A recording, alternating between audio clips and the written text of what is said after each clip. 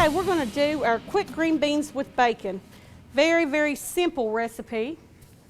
I have cooked bacon and onions. I've fried 8 pieces of bacon, maybe 10. This says 4 pieces, but I have doubled this recipe. So I've cooked my bacon, I took it out and I crumbled it up, and I cooked my onions. So you've got just a really great, good smelling mixture. I don't know if you all can smell that right now. In the skillet, kind of leave all that juice in. Now I have cooked canned green beans, and what I did is I drained the water off, put more water over top of them, cooked them down a little bit, then drained. Then I've drained the water off of that. Now, if you notice, I've got this whole pot of green beans. I don't know if we're going to get this whole pot of green beans down the skillet.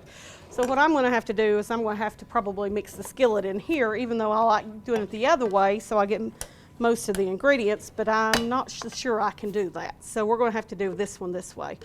But if you're only making half the recipe, it's quite easy. But you just want all that good bacon crumbles and everything that's in. I'm going to put a few beans in here to try to catch that. But you mix all this together. You mix your onion, you cook your onion down till it's soft with your bacon. You mix that in with your green beans. We're going to add a little bit of salt and pepper. Now, you can do fresh beans, and we do have beans. This time of year, we do have them bagged sometimes in our produce department. Now, they, of course, will take about 15 minutes. It says crisp tender. How many of y'all like real crispy green beans? Do you? I'm not a huge fan, but I will eat them on occasion. So let's put a little salt and pepper in here. I put a little sea salt. Sea salt's my favorite. So, all right, now I've just mixed all this in with my beans.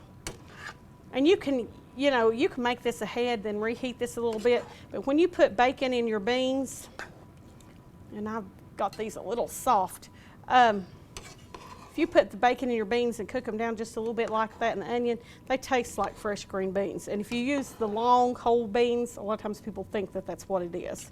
Or the big, what am I thinking of, the Italian beans.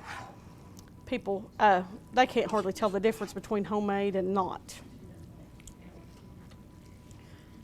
But I cooked these quite a while this afternoon, just getting them hot and ready for cooking class. All right, well that is our green beans. I'm going to set them right back on this side and keep them warm. But that's another real easy thing to do for Easter.